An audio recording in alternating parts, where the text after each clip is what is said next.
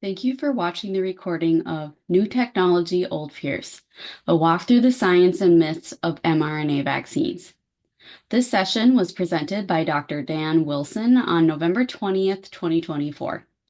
To earn continuing medical education, also known as CME credit, you must complete the pretest, watch the recorded webinar, and complete the post-test and evaluation.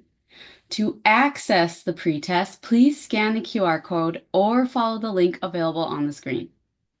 For those seeking one MOC point for the American Board of Pediatrics or for the American Board of Internal Medicine, you must watch the recording and complete the post-test and evaluation. MOC points are only available for board-certified doctors, fellows, or residents. Details on how to access the post-test and evaluation will be available at the end of the recording. Enduring CME and MOC points will be available until June 30th, 2025.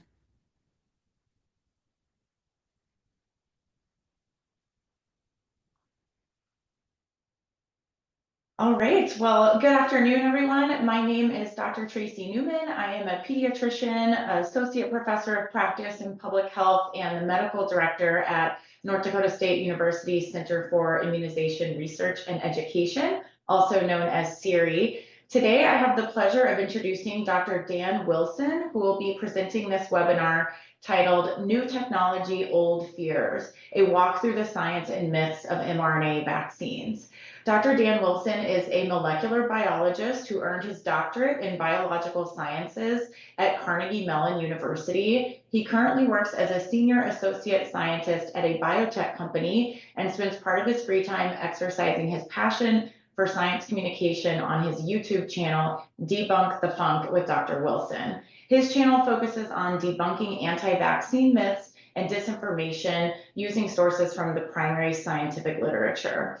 This webinar is being recorded. A publicly accessible recording will be available on the NDSU CIRI YouTube page following the presentation. For those seeking one credit of CME or one MOC point for the American Board of Pediatrics, please follow the link available in the webinar chat to take the pretest. We are excited to be offering pharmacy credit for this webinar. Instructions for redeeming CPE will be available at the end of the presentation. If there is time, Dr. Wilson will answer questions at the end of the webinar, so please type your questions during the presentation into the Q&A feature of the Zoom platform. If you prefer to email them anonymously, please email ndsu.cire@ndsu.edu. Dr. Wilson, you can begin.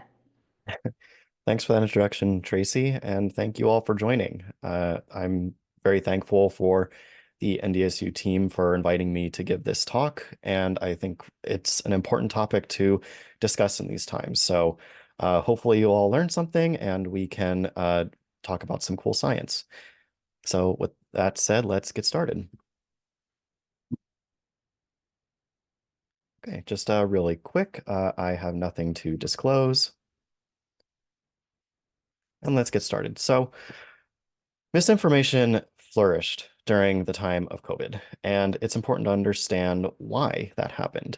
So COVID was a situation that was pretty unprecedented. We had times where we were home for weeks, if not months.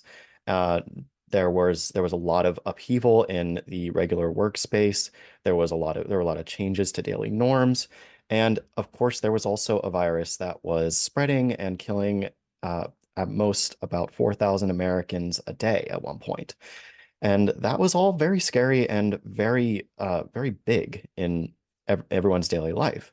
And so when there are these kinds of unprecedented changes and big events happening, that creates a lot of genuine fear.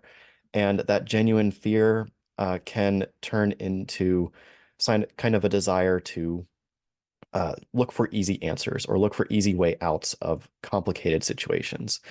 And so during those times, misinformation, which does often provide easy, simple answers as opposed to the more nuanced and complex realities that we face, can be a more approachable or more palatable thing for people to accept during those times.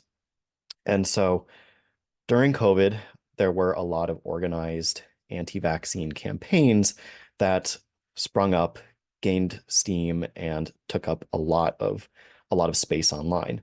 And it helped a lot of people feel better about the events that were going on. And we see this in the data. We see that COVID-19 and vaccine-related myths uh, have kind of gained steam and gained in numbers, even as the years go on. Some of them have gotten more and more popular or kind of fluctuated in popularity. So ideas that COVID vaccines change people's DNA uh, has gone up uh, has gone up in since 2022, and a lot of these other myths have kind of either stayed the same or not changed very much. So it's important to address these myths and continue to educate so that these myths don't continue to grow. So that brings us to how do we address this misinformation? Thankfully, there is research on how best to address these kinds of myths, how to have these conversations with people. And of course, you have to be willing to have conversations with people who might be misinformed or might disagree with you. Uh, but in order to have those conversations effectively, we have to do things like familiarize yourself with false claims. If you're in a conversation with somebody and they make a claim like COVID vaccines change your DNA, I read this paper, and you've never read that paper before, you don't know about the claim it's talking about, it might be harder to have that conversation. But uh, you can, if you have the facts on hand, you can quickly address those topics and talk through that claim with whoever you're having the conversation with. But either way, we see that research does show that follow-up is really important. So whether you know what the person is talking about in the conversation right then and there, or not, it's important to follow up and have other conversations. Like at the end of a conversation, say, I'll look at this paper if you read this article, or I'll watch this video if you listen to this scientist, and can we come back and talk some other time? So building trust and see these people to see that, you know, us scientists and medical professionals are real people, and we uh, do our best to put out good work, and that these facts aren't really nebulous, that you can really talk through them and teach them. That matters and is important to a lot of people. So objectives for this talk is we're going to discuss the science of how mRNA vaccines work and how they're made, so that we have this kind of base understanding of the basic science, so that we can go into conversations with a good amount of knowledge and be able to communicate that during these kinds of conversations. We'll also explore the breakthroughs that made mRNA vaccines possible. There's at least one breakthrough that was really, really important that often uh, leads to some misunderstanding in how they work. So we're going to discuss that. And then we're going to identify some specific common myths and think through them using the background that is discussed in this talk. So one thing that is really important, and what we'll start with, is just explaining how vaccines work.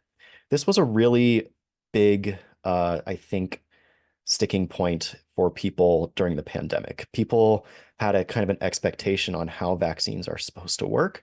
And in reality, the vaccine didn't meet that expectation.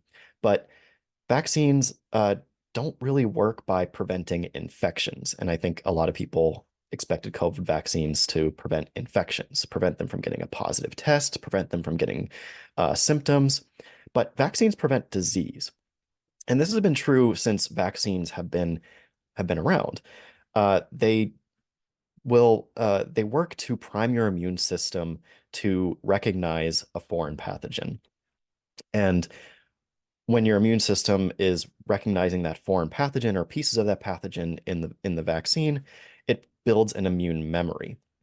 And that immune memory is what really is going to matter in preventing the disease, not the infection. And this image here just shows a schematic of what a typical immune response might look like, where a naive B cell, a B cell is a cell that creates antibodies, encounters a pathogen or a foreign antigen, and it divides, it clonally expands, it produces a lot of antibodies, and then those levels of antibodies will go down. And then in a secondary immune response, you get another peak and then another decrease and plateau.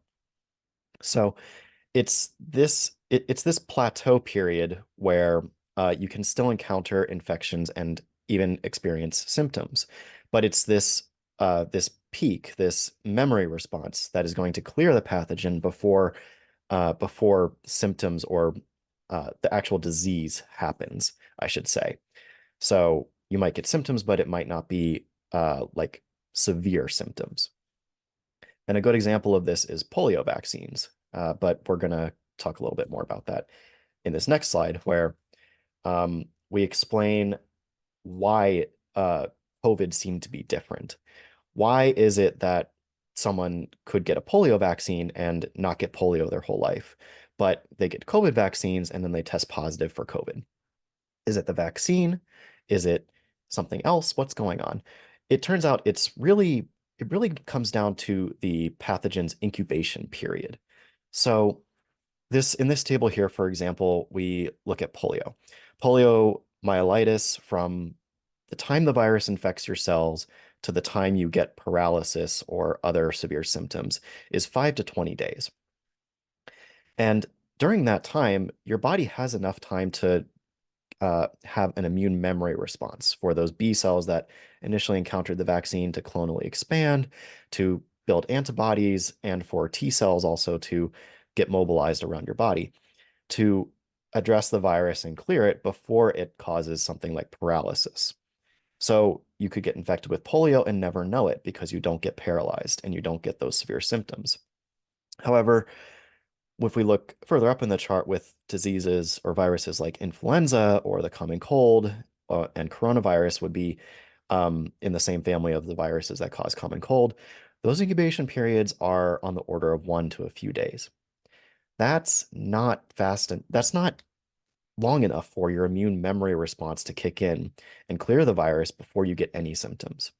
So that is why we see a lot of people still testing positive for SARS-CoV-2 even after they've been vaccinated for COVID. But the vaccine is also why we are no longer in lockdowns, why we are no longer seeing thousands of Americans dying every single day from COVID. The vaccines give us an immune memory response so that we can address the virus and clear it before it gets to your lower lungs and causes severe respiratory distress. So that's how vaccines are supposed to work. They're supposed to prevent disease, not infection. This was not communicated super well during the pandemic, and I think it's an important point to go in to know going into these conversations, because a lot of people still might think that the vaccines didn't work because they tested positive after getting vaccinated. Another thing important to remember about how vaccines work is just to explain the components of a vaccine. Um, Vaccines always will contain either a weakened form of the pathogen it is vaccinating against, a killed pathogen, or just pieces of the pathogen. Immune cells are going to see these foreign proteins, these foreign parts or pieces of a pathogen, and build their immune memory response against those foreign pathogens. And this immune memory response is going to be composed of B cells, which again produce antibodies, but also T cells, which function differently. And the T cells are also really important to remember, but we'll tuck that away for a few slides later. So antibodies bind epitopes, which are parts of a pathogen, essentially. So pathogen has foreign proteins, and an epitope is a part of that foreign protein. Whereas T cells will bind peptides, or short sequences of proteins, on their MHC molecules. Both memory types of these cells will persist after a vaccination and be ready to engage a foreign pathogen when those foreign proteins show themselves. So all vaccines accomplish essentially this goal: show foreign proteins to your immune system, have your immune system respond, and build an immune memory response. This has always been how vaccines have worked, and now we have lots of different kinds of vaccines today. From the oldest vaccine around, like a live or inactive or weakened vaccine, to all the way to nucleic acid vaccines like mRNA and DNA vaccines. They all work on these same principles. And so when someone is talking about fears they have about mRNA vaccines, you can explain these kinds of basic principles to get the point across that mRNA vaccines really do function at the base level exactly like every other vaccine that we've had for decades or centuries. And these are the details of how mRNA vaccines work. You have an mRNA vaccine with a piece of genetic material, and that genetic material is, of course, the mRNA. And that mRNA is encapsulated with lipid nanoparticles, which is essentially just fat. So you can just tell people it's just nucleic acids, which we all have, and fats, which we all have. And the mRNA in the lipid nanoparticle is going to encode for a piece of the pathogen. In this case, it's coding for a piece of SARS-CoV-2, the spike protein. It codes for the spike protein because the spike protein is on the outside of the virus. It's the first protein that your immune system is going to see, and neutralizing it with antibodies is going to help prevent the virus from spreading from cell to cell. So once the mRNA vaccine is injected into someone's shoulder, then the lipid nanoparticle is going to essentially fuse with a cell. So the fats of the lipid nanoparticle are going to fuse with the fats of the cell membrane and deliver the payload, which is the mRNA, into the inside of the cell. And once the mRNA is inside the cell, ribosomes, which are the machines in your cells that read mRNA and produce protein, are going to do their job. They're going to make protein, and that protein is going to be, of course, a spike protein, which your immune system will then see and build an immune response towards. So let's pause and recap. If a common concern is that COVID vaccines don't work because you still get COVID, you can easily address this with facts by explaining that SARS-CoV-2 is a short incubation period virus. It's not going to be quickly neutralized by your immune memory response if your vaccine or if your last vaccine or last exposure to a virus was a few months ago. So you might still get those symptoms as the virus is replicating in your upper respiratory tract, but your immune memory response is going to kick in and clear the virus or stop it from reaching your lower respiratory tract, where you would typically get those severe symptoms like being hypoxic or having respiratory distress, which would be normally what would land you in the hospital. Another question that or a common concern that people might have is, why should they get vaccinated if they can still spread the virus?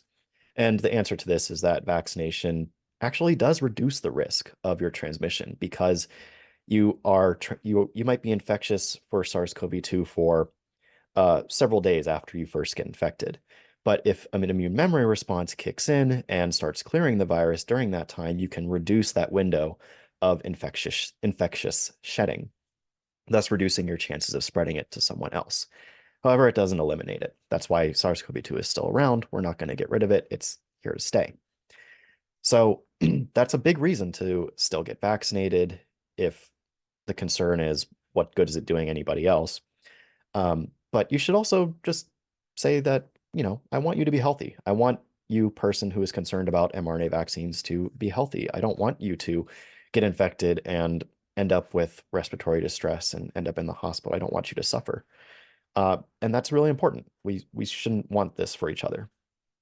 And explaining the science of how these mRNA vaccines are going to do that for that person and also potentially help the people around them are important points to make.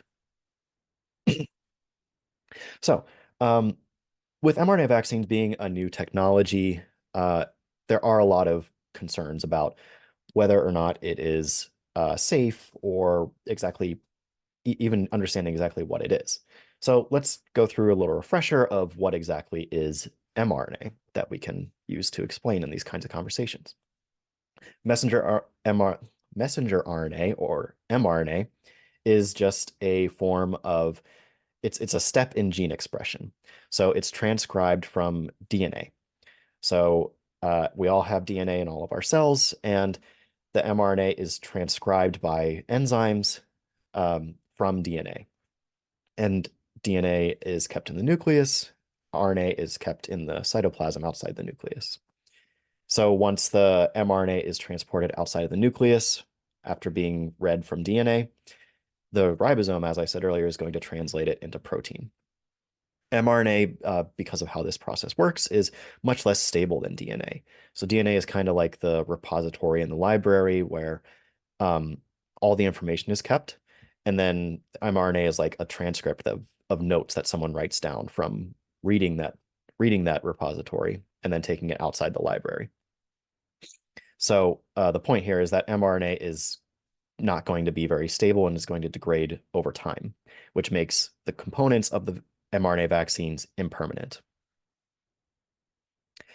And I think explaining to people that mRNA is something that is very essential to life and very common in all of our cells is also important. So these points of mRNA, the point that mRNA is constantly being produced in all of your cells, and that a single cell is going to have about 360,000 mRNA molecules at any given time, is important to express. The point being is nothing should be scary about mRNA. mRNA is a very common molecule in life, and we need it to survive, and our cells are always making it. So our cells are not seeing anything new or unusual when we get an mRNA vaccine. It's just another piece of code that our ribosomes are going to read to create whatever protein is being coded for. Um, Along these lines of kind of demystifying or making mRNA vaccines less scary, I like to compare them to live attenuated vaccines, because live attenuated vaccines is something that has been around for a very, very long time and has a very, very long safety record.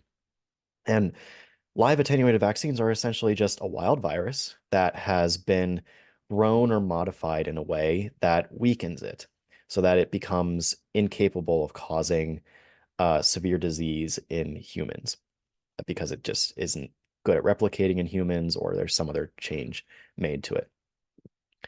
And how these vaccines work is it introduces the whole live weakened virus into your body. And this virus is going to have a genome. It's going to have DNA, or it might have RNA. And it's going to enter cells and create what we call a limited infection. So it's going to infect some cells, it might reproduce a little bit, but it's not going to create a full-blown infection and capable of causing disease. And so it's going to function kind of similarly to mRNA vaccines, where during replication, your cells and your ribosomes are going to read the genetic material in the virus and produce proteins that your immune system is going to recognize and build an immune response towards. If anything, mRNA vaccines are arguably much safer because instead of having an entire wild weakened virus introduced, it's just a piece of a virus. It's just, in the case of COVID mRNA vaccines, one mRNA and one protein, as opposed to a whole genome with lots of proteins. So I like this comparison to kind of demystify mRNA vaccines as something that is not totally new and unknown. So why mRNA vaccines? Why did we have mRNA vaccines in response to the COVID pandemic and not a live attenuated vaccine or a protein-based vaccine in the first year after the pandemic? Well, I already kind of went over one point, which is safety. It's like an mRNA, it's like an attenuated vaccine, but there's no pathogen. It's not infectious, it's non-integrating, and it's going to be a much simpler blueprint essentially for a vaccine. And the other big advantage that mRNA vaccines bring, and probably the most important reason that we had mRNA vaccines over another vaccine first, is the manufacturing capabilities, which offer speed and flexibility to mRNA vaccines that isn't offered to others. So we see in this timeline here just how quickly mRNA vaccines went to market. With the first COVID case in America being identified in first COVID cases being identified in January of 2020, and then we had the genome of the virus not long after. And once we had the genome, those sequences could be used to generate mRNA or generate mRNA vaccines by companies like Pfizer or Moderna. And once you have the sequence and you just produce the mRNA and package it in a lipid nanoparticle with the technology for which had already been established, it was easy for these companies to hit the ground running and just uh, put these products straight into preclinical trials or phase 1 trials and get the process rolling. So again, let's pause and recap. If the concern is that mRNA vaccine technology is too new and they don't think it's safe, we can explain that mRNA vaccines function really similarly to vaccines that have been around for decades, but function differently in ways that make them even safer. We could also explain that mRNA is not unnatural. Your cells constantly make it, and there's nothing really different about mRNA vaccines that would make it uh, function any differently than your normal endogenous mRNAs. So now we're going to move into how mRNA vaccines are actually made, which is an important point to, again, demystify mRNA vaccines. So plasmids are pieces of circular DNA that are used in the manufacturing process of mRNA vaccines. I explained earlier that mRNA comes from DNA, it gets transcribed from DNA, so you have to have DNA in order to make mRNA. And this schematic here is just showing these circular pieces of DNA plasmids, which are separate from bacterial DNA in their normal setting. And biotech and biologists can use these plasmids that are usually found in bacteria to do a whole bunch of cool things. One of them, of course, is to take these plasmids for our own and modify their code so that they code for things like spike protein or other antigens we might want to code for. So this is just a basic schematic of how mRNA vaccines are made. You start with plasmid DNA, and then these plasmid DNAs are produced in specific settings, which are very highly regulated. And from once you have a lot of these plasmids, you can linearize them, which means you just introduce a single cut into the plasmid, which turns it from a circle to a long straight piece of DNA. That long straight piece of DNA gets moved into a what we call an in vitro transcription reaction, which just means that this DNA is getting read by an enzyme to produce mRNA in a system that is free of any cells. And once we have the mRNA, we can separate it from all of the other junk and package it into the lipid nanoparticle, vial it in a sterile container, finish it, and do all the other steps. And then you have your vaccine. So this is a little bit more complicated schematic of how an mRNA vaccine is made, just to kind of drive the point home of how much regulation I mentioned earlier goes into making these products.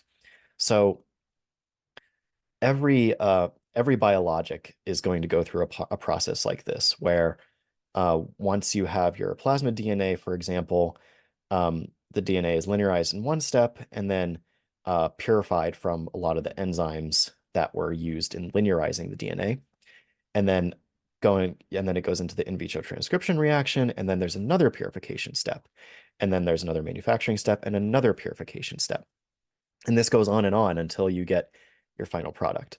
There are a lot of steps, and each step has its own sets of testing and quality control components that eventually go into submission to the FDA before it gets approved. And all of these steps have to be demonstrated and pass certain very specific and strict criteria.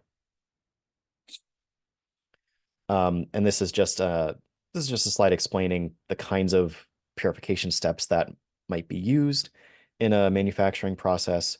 A lot of these manufacturing processes involve steps that remove nucleic acids that are not RNA. So you can separate DNA out from RNA. You can separate out solvents or different ions. You can separate out the enzymes that are used. And all of it is just to introduce a pure and safe product at the end. And like I said earlier, each of these steps have very specific testing requirements. So at the end of the process, when you have your full drug product, there are going to be a lot of purity assays or tests that are required by the FDA for each batch in order for that batch to be released to the public. So in each batch, you have to do things like confirm the sequence. Is the mRNA sequence correct? Is it actually coding for spike protein? Was there some mistake somewhere that changed the sequence? That has to be confirmed. Is the RNA content making sense with the dose? Um, is the mRNA molecule made properly? Did the mRNA molecules get their required molecular components? Is it pure? Are there any uh, residual DNAs, which is a big concern with some people today? Is there any endotoxin or components left over from the bacteria that the plasmids were harvested from? All of these things and more are very strictly tested for. And it's important to make this clear to people who might be concerned about manufacturing processes. So again, let's pause and recap. mRNA vaccines being contaminated with DNA is a common concern that I have seen, and I have made videos about on my YouTube channel addressing in depth that it is out there. And this is very easily addressed just because of the fact that all batches of mRNA vaccines are very highly and strictly tested at multiple steps of manufacturing to ensure that residual contaminants like the DNA are being removed at each step. And attempts to show that contamination has been found have not really panned out. I've addressed these specific claims more in depth on my YouTube channel, but it's suffice to say here that these methods that people use to claim high contamination have not really been validated or qualified to show that these tests are measuring what they say they measure. Furthermore, which by the way is the standard that these manufacturers have to meet. And furthermore, I show in my videos on my channel that a lot of the math and methods they use are not appropriate for the claims that are being made. Essentially, what they're doing is way overestimating the amount of DNA they're detecting and claiming contamination, but that has not been the case in actual batch release data that has been reviewed by the FDA. So these claims are very easily addressed, but they can get quite complicated and nuanced. So this is just the base information that is needed to address them. So moving on to breakthroughs in mRNA vaccine technology. In 2023, the Nobel Prize in Physiology or Medicine was given to these two individuals, Dr. Drew Weissman on the left and Dr. Katalin Kariko on the right, two awesome scientists who spent many years developing technology necessary to make mRNA vaccines possible. And so let's go over just one of those breakthroughs here. Here's just a little timeline showing the amount of work and the amount of discoveries that were necessary to make mRNA vaccines a viable technology. And this, I think this is also important to explain when people think that mRNA vaccines are new and might be afraid of them because they think they're too new. The fact that they've been being developed for decades is an important point to bring up. This isn't just a technology that somehow got pushed through within a couple years. It took decades and a lot of hard work by a lot of brilliant scientists to make these basic science discoveries. And the one that we're going to focus in on here is this in 2005, which is the paper that was credited with winning Kariko and Weissman the Nobel Prize. So that's this paper here, Suppression of RNA Recognition by Toll-like Receptors, the Impact of Nucleoside Modification and the Evolutionary Origin of RNA. Essentially, what this paper is doing is it is explaining how our innate immune system, which includes things like toll-like receptors, which are these molecules here. The molecule is shown in this green and blue. And what it's doing is it's grabbing a piece of DNA. It's grabbing a nucleic acid. So these components of the innate immune system, these toll-like receptors, are trained to bind to foreign nucleic acids, foreign DNA, and foreign RNA, because your immune system does not want foreign DNA or mRNA. That is a sign of a pathogen, so it's trained to recognize them. And so these toll-like receptors will grab onto this RNA and trigger downstream immune responses, which could be a problem if you're trying to use a nucleic acid like mRNA as a therapy or a vaccine. You want it to actually do a job. You want it to do something. You don't want it to just get recognized by toll-like receptors and essentially destroyed before it can do anything. So the introduction to this paper explains this background and asks essentially, why is it that the toll-like receptors are able to identify these foreign nucleic acids so easily, but it's able to differentiate them away from our own mRNAs and our own DNAs? And the answer came in the form of small modifications made to the nucleotide bases. So if you remember, nucleic acids like DNA and mRNA are composed of bases, which we often call letters. For DNA, it's A, T, C, and G. For RNA, the T is substituted with a U, and that's uridine, this molecule here. And this whole paper is essentially exploring this modification to uridine in mRNA molecules, which is called pseudouridine, which is just a change of this carbon here, changing from a carbon to a nitrogen. And so what Carrico and others noticed was that human mRNAs and human RNAs in general are much more modified with things like pseudouridine than their bacterial counterparts. So bacteria have far fewer modifications throughout their RNAs than humans do. And they also noticed that some RNA viruses have a lot of modifications, way more than humans. Maybe that's helping them go unnoticed by the innate immune system. So Carrico investigated what these modifications do to an innate immune response.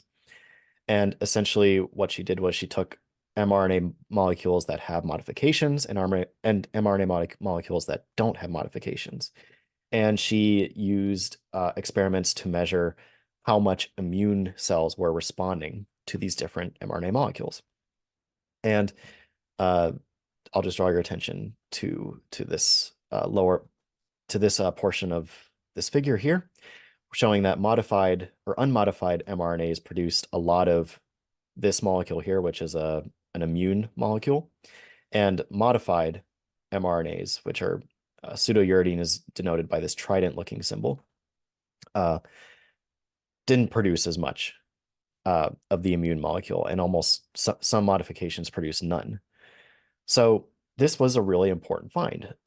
This modifications to mRNA could help the mRNA molecules not trigger this innate immune response. So essentially what we ended up with was something like this, where unmodified mRNA is triggering an innate immune response and a subsequent inflammatory response, and thus destroying the mRNA too quickly before it can actually do anything. Base modified mRNA is not triggering as much of an immune response. There's not as much inflammation, and the mRNA can actually stick around long enough for the ribosome to read it and produce a protein. So you can easily see that in an unmodified scenario, you don't get your protein, you don't get your foreign antigen, you don't get your immune memory response. Whereas in the modified scenario, you get your foreign protein, you get the immune response, and you get that immune memory. So this is just another paper showing that innate immune responses of um, with modified mRNA still do produce an innate immune response. It's not like the modifications to the mRNA are completely ablating or completely avoiding an innate immune response. They are still producing an innate immune response. And that's just what this figure is showing here, that uh, uh, immune stimulated genes essentially are still being triggered when you have this modified mRNA.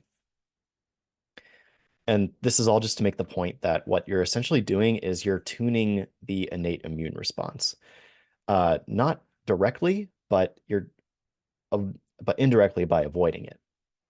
So again, the concept is if you have too much of an innate immune response with unmodified mRNA, you get no protein and no immune response.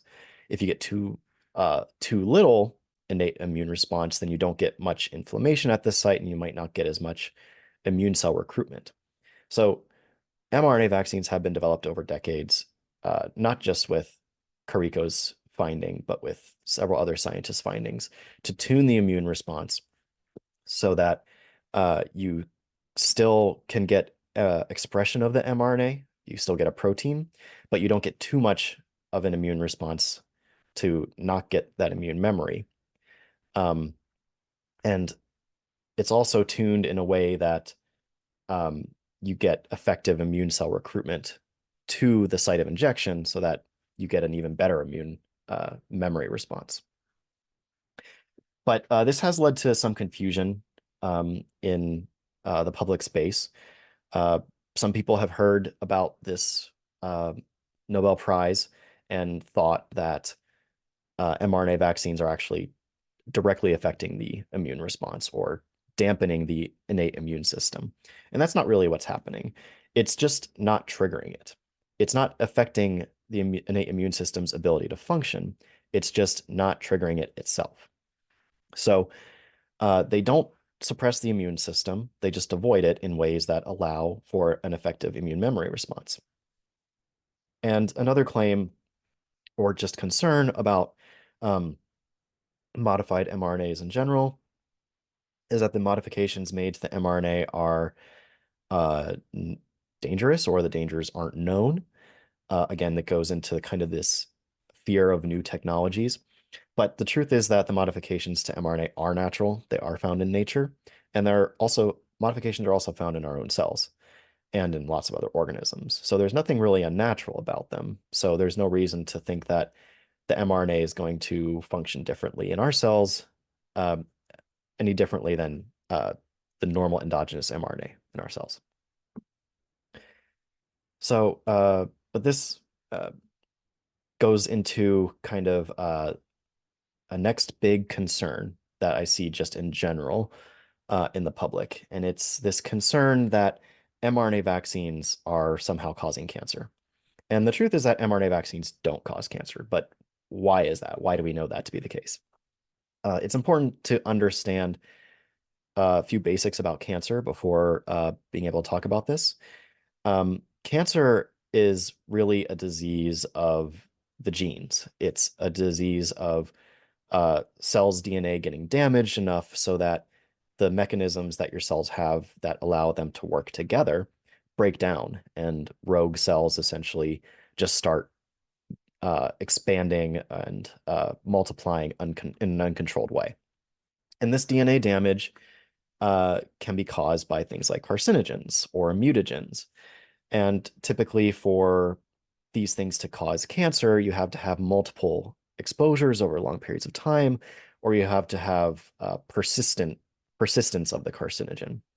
I mentioned earlier that the components of the mRNA vaccine are impermanent. The mRNA is going to go away, the protein is going to go away, and that is now shown here in this slide, where researchers looked at the protein that nucleoside modified mRNA can produce. And in this case, it's a protein that fluoresces so they can measure it. And they injected an animal with this mRNA in multiple different ways. So that's what these abbreviations and different colored lines on the side mean it's just intravenous or intraperitoneal or intramuscular. And intramuscular is the one that is relevant to vaccines. And we see that um, when an intramuscular injection is given, the protein produced by the nucleoside modified mRNA, uh, it peaks at about just before day one, and then it gradually declines over time to the point where it's undetectable. So this is just to show that these pharmacokinetic experiments have been done. We know that mRNA vaccines aren't going to stick around and continue to cause whatever issue might theoretically be responsible for any supposed cancers. It can't do that. It's not going to stick around and cause these things. But uh, a big concern that a lot of people will pivot to is it's not the mRNA, it's the DNA. It's the residual DNA from left over from the plasmid in the manufacturing process that might be causing cancers. And we know that that's not possible either. So why do we know that that's not possible? The reason is that, like I explained earlier, all biologics are made with are going through these same kind of manufacturing quality control steps. And it's because all biologics are going to have DNA in the process at some point. Um, a, a vaccine might need cells to grow a virus at some point, and those cells have DNA. Um, Insulin needs to be produced by cells, and those cells have DNA. So all pharmacological biologics are going to have DNA. So manufacturers know how to test for it, manufacturers know how to remove it, and manufacturers or scientists have studied the potential harms of these residual DNAs in these products. So this paper here is doing just that. It's looking at the potential for DNA on its own to cause cancers. And what they essentially found is that DNA on its own cannot cause cancer unless it encodes oncogenes, or genes that code for proteins that can cause cancer. So what they did was um, they introduced DNA into cells in culture, and they also did this experiment with mice. But you see at this top row here, this DNA is just plain old DNA. It's got no special genes added.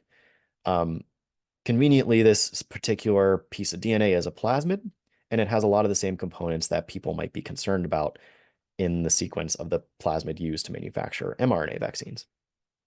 And when they introduce this DNA to the cells, there's no foci or bundles of cancer cells that they see. And an important point that's not shown in this image is that the amount of DNA being added in each case is about 1,000-fold it's 1,000-fold more than the upper limit of DNA that is allowed in each batch of biologic.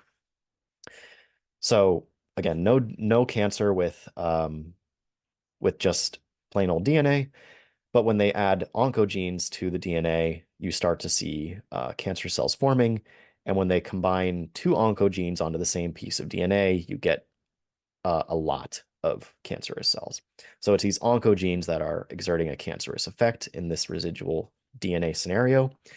But the good thing about mRNA vaccines is that there are no oncogenes in the plasmid. There are no genes that code for proteins that can exert a cancerous effect. Um, so this is just a passage from this paper explaining just that and driving home the point that DNA on its own, if without oncogenes, is going to have a potential of causing uh, mutations or cancer-causing mutations at a rate that is less than the passage of time, essentially. So the point is this topic has been studied. Residual DNA has a very, very low to non-existent risk when it comes to cancer. So the misconception that uh, mRNA vaccines cause cancer is widespread online. We just went through a lot of the reasons why mRNA vaccines cannot cause cancer, why residual DNA cannot cause cancer when it does not contain oncogenes or is present in really trace amounts. But there's also the fact that cancer has not increased. Cancer rates have not increased in a way that would be attributable to mRNA. For this, you can go to just regular cancer reporting statistics websites like SEER, SEER, to see that the rates of cancers have not exploded after billions of doses of mRNA vaccines have gone out to the public, which you would expect if these mRNA vaccines had any potential to cause cancer. So that is just that's just how I would address that big concern that is unfortunately pretty common in certain online circles and public spaces. So to get to the end of this talk, we have to keep addressing myths with facts. Misinformation is going to keep coming. It's been around for a very, very long time. These kinds of fears about vaccines have been around for a very, very long time. A lot of them are not really new. They're just kind of repackaged in different ways to fit into the mRNA vaccine box. So it's going to keep coming, and we have to keep educating and addressing it so that people can continue to make informed choices.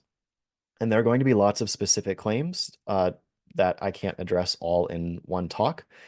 But in any case, I encourage you to just start with basics, go to the data that you do know, and follow up if you're having these conversations with people. And for specific claims that you might want to investigate between conversations, I recommend a source like vaxopedia.com or .org, sorry. It's curated by an MD and it's been around for many years and has lots of articles on lots of specific claims. And just finally, this is an image of a cartoon from over a century ago about smallpox vaccines. And the cartoon is basically showing that people are getting vaccinated with smallpox vaccine and growing little cows. And I include this just to show the fact that these kinds of concerns are not new. People, even before they knew what DNA was, had some concern that vaccines are going to affect some essence or some core part of their being in a way that is unnatural or scary. And we know that smallpox vaccines helped eradicate one of the worst and deadliest viruses that we have dealt with as a human race. So despite these fears and misinformation, we did do that. So for those who might be feeling discouraged or a little hopeless in their efforts against misinformation, we have done these things despite misinformation in the past, and so we have to just keep continuing to do it in a new information landscape. So these fears are old, but they're still easily addressed with science and facts. And with that, I'm going to end the talk. Thank you, Dr. Wilson. That was excellent. So with that, I do believe we've had a few questions come in.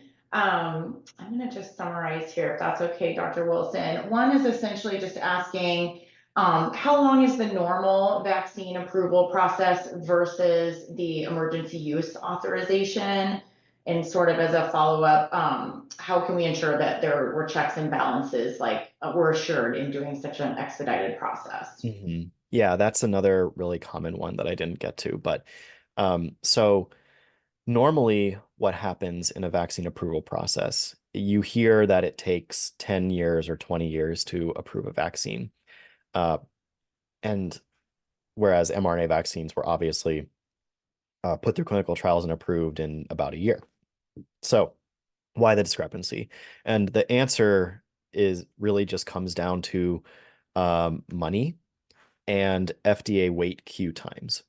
So what happens normally is if there's a molecule or a vaccine that a company wants to develop, they will first have to allocate the funds or fundraise for it, and then put it through preclinical trials where they test it on animals. Um, and that is after developing and having a final product. They put it through animal testing, and then they collect those animal testing data and submit it to the FDA. And then they wait. They wait for the FDA to review it and approve it as a new molecular entity or whatever step comes next. And then they say, okay, you can move on to phase one. And then the company decides, do we want to move on to phase one? Okay, let's move on to phase one. Let's phase one trials with humans. Same thing. Collect the data, submit to the FDA, wait, get an answer. Do we want to move on to phase two? If the answer is yes, go to phase two. And again for phase three. And that takes a long time. It just takes it takes many years for that process to go through. And there's a lot of uncertainty in the terms of money. So a company is taking risk on a product. Um, they might not want to move forward very quickly with it. So with mRNA vaccines, money was taken care of. There was money, risk-free money provided by the government, the US government, to get these companies to try to produce a vaccine. We didn't know if a vaccine would be successful, but the government said, here's a bunch of money, try to produce a vaccine. And with FDA wait queue times, the companies didn't have to wait in line, right? Because normally when you submit for uh, an FDA approval process, you have to you get put behind everybody else who submitted before you. But in this case, it was emergency, so the FDA had priority in reviewing COVID-related things, especially vaccines. So it doesn't actually take super long to do preclinical testing, to do a phase one trial, to do a phase three trial. It doesn't take very long to actually do those things and collect the data. A lot of the time that you hear about, a lot of the time involved in that 10-year timeline that you hear about is is wrapped up in wait times and money issues. So those two things were not a factor in COVID vaccines.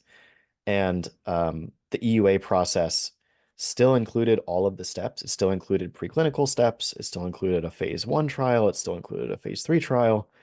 It still included all of those regular steps that would be involved in a regular approval process. It was just expedited. And I like to describe it as, you order a package on Amazon and you choose expedited prime shipping. You expect the product to get to you intact and the correct product to get to you intact and not broken.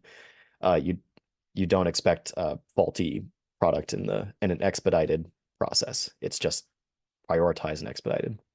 So hopefully that helps. Yeah, great analogy. Thank you for that. I think this is a great question to end on. It'll be a quick one. There's a comment that says, this presentation is fantastic. I'm learning so much. In our busy community vaccine clinic, we typically have just a couple of minutes to give a response about why mRNA vaccines are safe. In just a couple of sentences, without the benefit of graphs or table or data tables, how would you best respond to someone who's worried about the overall safety of an mRNA vaccine? Mm, that is a good one. Yeah, sorry to put you on the spot. Well, I'll do my best, but I think if I just had a few minutes or a few sentences to explain to someone who doesn't know anything about mRNA vaccines, why they're safe, I would say that um, mRNA vaccines work very similarly to vaccines that we have studied for decades, um, and we know are safe. And in addition, we have had um, billions of doses go out all over the world. We've had thousands of scientists from multiple different labs, multiple different institutions, multiple different countries, all with different interests and backgrounds, all studying this mRNA vaccine, and they all agree that it's very safe. And if you think that a bunch of really competitive, nerdy scientists would all agree on something it weren't if it weren't true, then um, you haven't been to a Star Trek conference or convention. But something like that. I think I would emphasize that, you know, we have a lot of knowledge about how these vaccines work. We have a lot of pre-existing research, and we also have a very global scientific community that has looked into this, studied it, and have not found anything to suggest that it is um, there are any risks that are outweighing the benefits. Excellent. Well, thank you so much. And thank you again to everyone for joining us today. We look forward to seeing you again at our next webinar.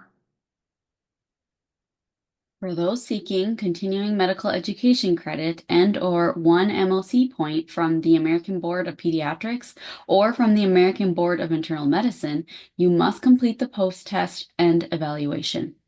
MOC points are only available for board-certified medical doctors, fellows, or residents. To access the post-test and evaluation, please scan the QR code or follow the link available on the screen.